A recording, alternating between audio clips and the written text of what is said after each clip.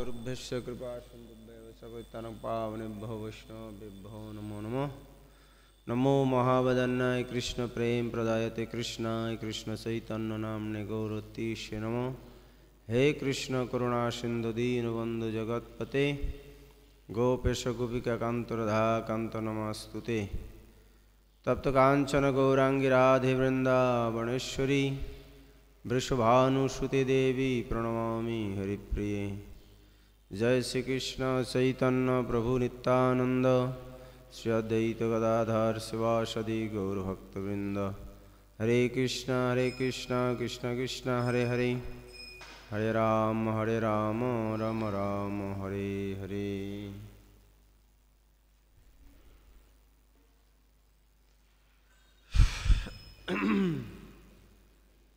ओम नमो भगवते वासुदेवाय। ओम नमो भगवते वासुदेवाय।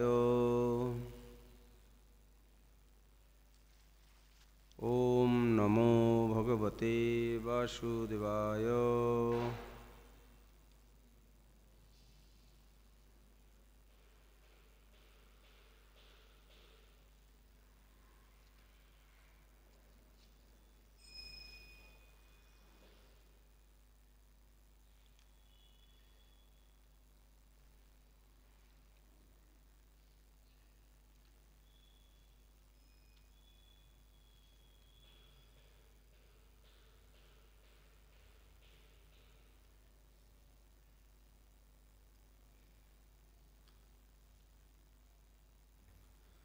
समागता सर्वत एव सर्वे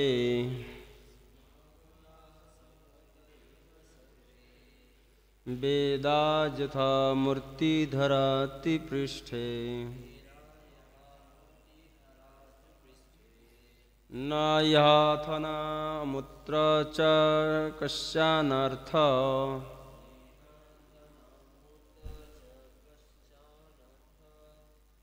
रीते परानुग्रहम् आत्मशीलम्।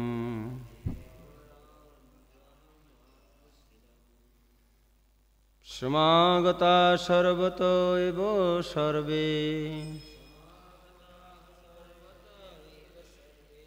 वेदाजात मूर्तिधरा त्रिपृष्ठे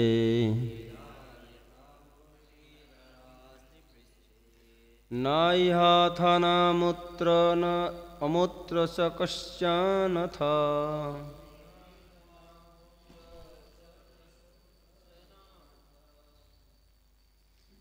नाह्याथना मूत्र च कश्चन अर्थ नाह्याथना अमूत्र च कश्चन अर्थ रीते पारो अनुग्रहम् आत्मशीलम्।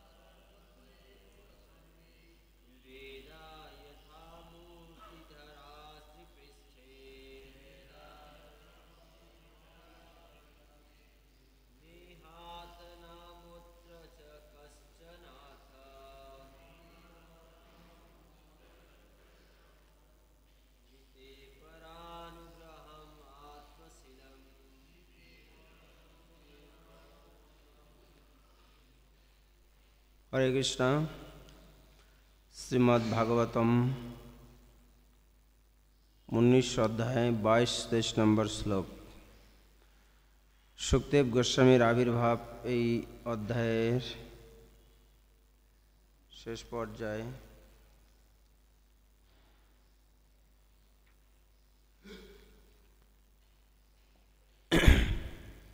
22 নম্বর শ্লোক পড়ছি।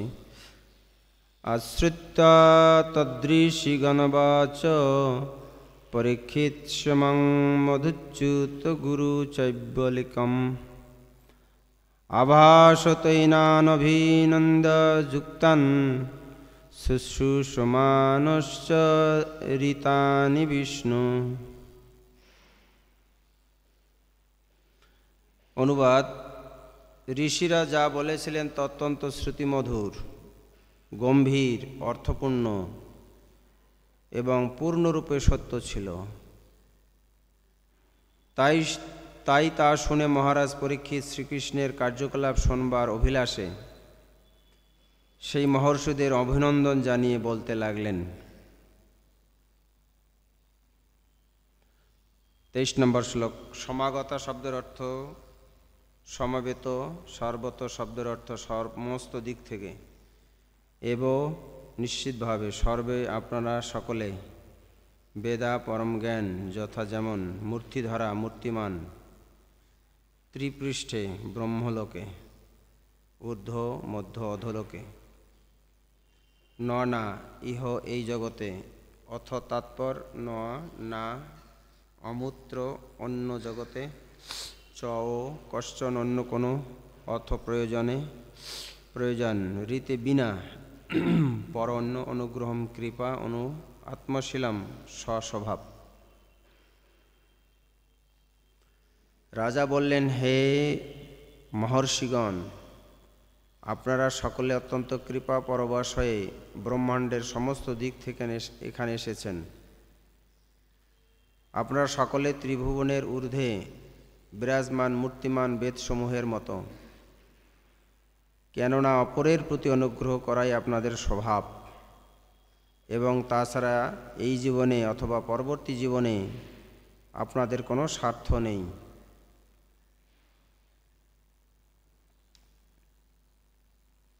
তাৎপর্য: 6 প্রকার ঐশ্বর্য আছে, যথা সম্পদ, বল, যশ, সৌন্দর্য, জ্ঞান এবং বৈরাগ্য। মূলত এগুলি পরমেশ্বর ভগবানেরই গুণ। সেই পরম পুরুষের বিভিন্ন অংশ জীবের মধ্যেও সেই সমস্ত গুণগুলি আংশিকভাবে বিরাজমান। জীব বড়জোর শতকরা 78% পর্যন্ত এই গুণগুলি অর্জন করতে পারে। জড়জগতের সমস্ত গুণগুলি জড়াশক্তির দ্বারা আচ্ছন্ন, ঠিক যেমন কখনো কখনো সূর্য মেঘের দ্বারা আচ্ছাদিত হয়ে পড়ে। সূর্যের স্বাভাবিক দীপ্তির তুলনায় আচ্ছাদিত সূর্যের শক্তি যেমন অত্যন্ত ক্ষীণ, তেমনি জড়জগতের বন্ধনে আবদ্ধ জীবেদের মধ্যে সেই সমস্ত গুণগুলি প্রায় লুপ্ত হয়ে যায়। ব্রহ্মাণ্ডের 3টি গ্রহলোক পর্যায়ে রয়েছে, যথা অধোলোক, মধ্যলোক এবং ঊর্ধ্বলোক। পৃথিবীর মানুষেরা মধ্যলোকে যেখানে শুরু হচ্ছে সেখানে অবস্থিত, কিন্তু ব্রহ্মা এবং তার সমস্ত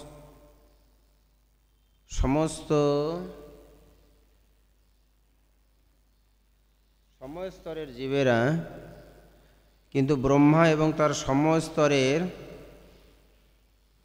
জীবেরা ঊর্ধ্বলোকে বাস করেন,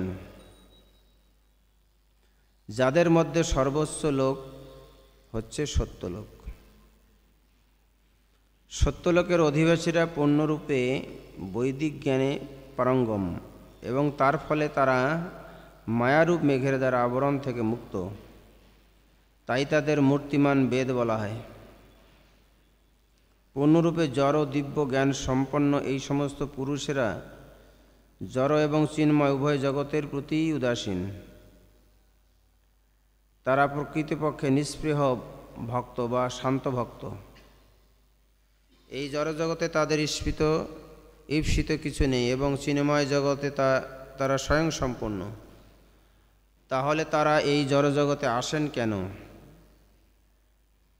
প্রশ্ন: ভগবানের আদেশে অধঃপতিত জীবদের উদ্ধার করার জন্য তারা বিভিন্ন গ্রহলোকে অবতরণ করেন। এই পৃথিবীতে বিভিন্ন পরিবেশে এবং বিভিন্ন পরিস্থিতিতে মানুষদের মঙ্গল সাধনের জন্য তারা আসেন। জড়জগতে দুর্দশাগ্রস্ত মায়াচ্ছন্ন জীবদের পুনরুদ্ধার করা ছাড়া তাদের আর কিছু করণীয় নেই। এই শ্লোকের তাৎপর্য এখানে সমাপ্ত।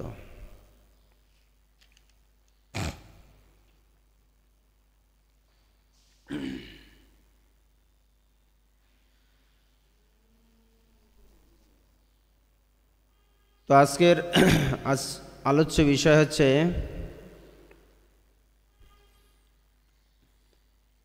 রাজা পরীক্ষিত মহর্ষিগণের কাছে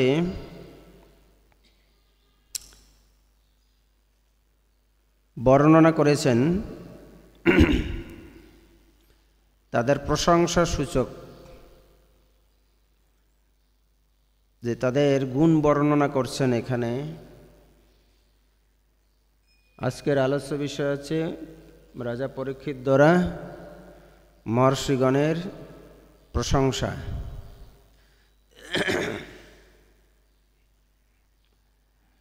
তো স্বভাবতই যারা ভগবানের শুদ্ধ ভক্ত তারা অন্যের প্রতি তার গুণগুলো দর্শন করে,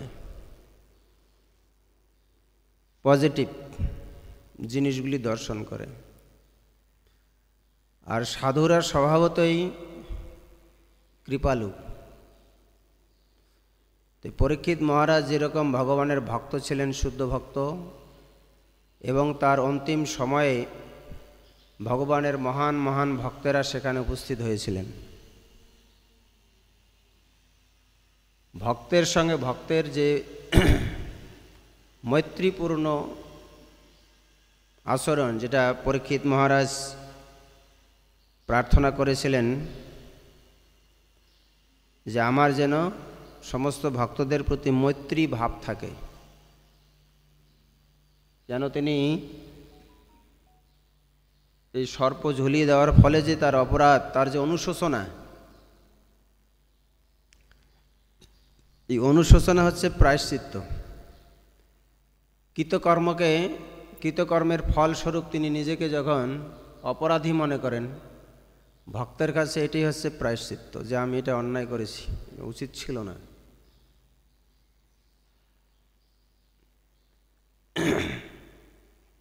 তো তিনি এখানে ঋষিগণের প্রশংসা করছেন। এটাই হচ্ছে ভক্তের স্বভাব।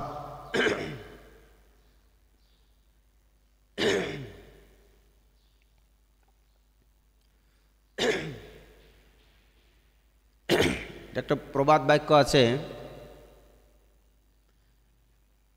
যে স্বর্ণকার সে সোনা চেনে, আর যে শুয়ার সে নর্দমার কচু চেনে। যে পণ্ডিত সে আর একজন পণ্ডিতকে চেনে। যেন বলছে জহরি স্বর্ণ চেনে। যে যে স্তরের সে সেই স্তরের মানুষকে চিনতে পারে। মূর্খ কখনো পণ্ডিতকে চিনতে পারে না। যার স্বর্ণ সম্বন্ধে জ্ঞান নেই এতে সোনা চিনতে পারে না। এতে আইডিয়া থাকতে হবে সেই বিষয়ে। এই জন্যই বলা হচ্ছে যারা ভগবানের ভক্ত অন্য সবাইকে সেই দৃষ্টিতেই দেখে যে কত ভক্ত, তার মধ্যে পজিটিভ গুণগুলো খোঁজে। কিন্তু আমরা কি করি, যেহেতু আমাদের নিজেদের মধ্যে অনেক দোষ থাকে, তাই আমরা পটাপট অন্যের দোষগুলোই দর্শন করি। আমাদের কাছে ভালো গুণগুলো প্রস্ফুটিত হয় না।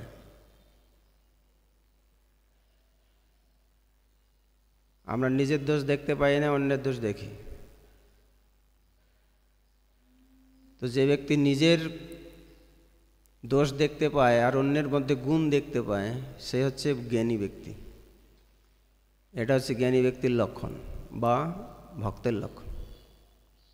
আমি কি দোষ করলাম, আমার মধ্যে কি ত্রুটি আছে।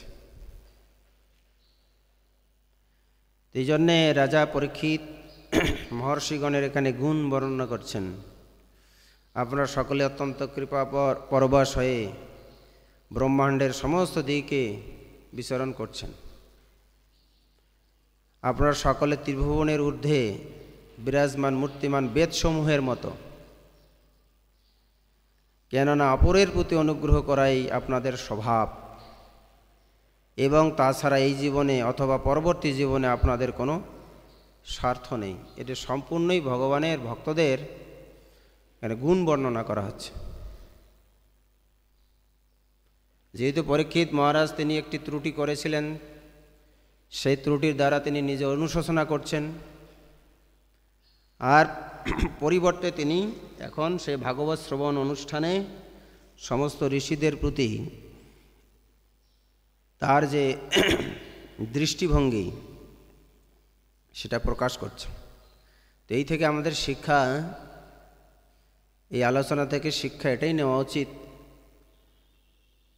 যে আমরা যদি জ্ঞানের সেই চরম শিক্ষা উত্তীর্ণ হতে চাই, তাহলে পরীক্ষিত মহারাজের পদাঙ্ক অনুসরণ করে নিজের ত্রুটি দর্শন করতে হবে আর অন্যের গুণ দর্শন করতে হবে। অন্যের মধ্যে কি ভালো গুণ আছে সেটা খুঁজতে হবে। যেমন সাধারণত ছাইয়ের মধ্যে আমরা স্বর্ণ খুঁজি,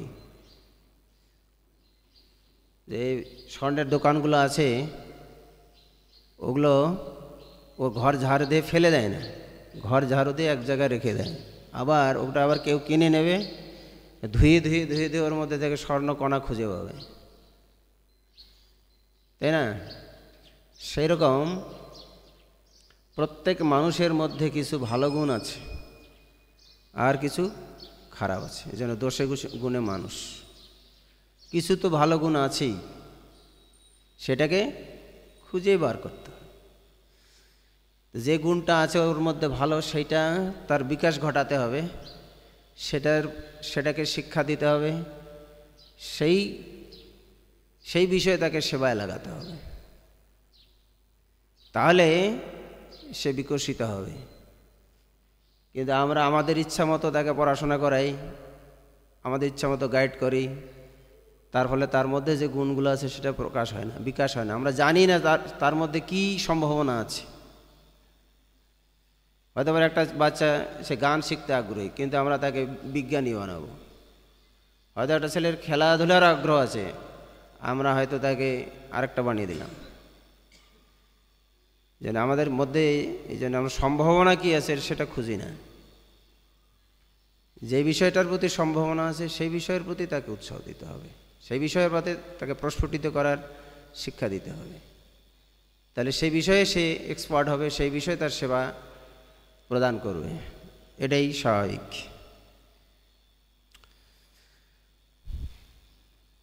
এখানে বলা হচ্ছে ভগবানের যে 6 প্রকার ঐশ্বর্য রয়েছে, সেই ঐশ্বর্যগুলো মানুষের মধ্যে, ভক্তদের মধ্যে রয়েছে, কিন্তু মায়ার এই জগতে এসে সেগুলি যে 78 ভাগ পর্যন্ত গুণ থাকা সম্ভব, কিন্তু সেগুলি থাকে না। এই ভক্ত সঙ্গের মাধ্যমে সেগুলি পুনরুদ্ধার করা সম্ভব। এই জন্যে ছিন্নতাং সকথা কৃষ্ণ পুণ্য শ্রবণ কীর্তন হৃদন্তস্থৈ অভদ্রাণী বিদুনাতি সহিত শতাম। ভগবানের কথা শ্রবণ করতে হবে, শ্রবণ করতে করতেই সেগুলি আমরা প্রাপ্ত হব। আজকে পর্যন্ত হরে কৃষ্ণ কৃষ্ণ কৃষ্ণ হরে হরে, হরে রাম রাম রাম হরে হরে। 1 মিনিট আগে ক্লাস ছেড়ে দিয়েছি, তারপর সমাপ্ত।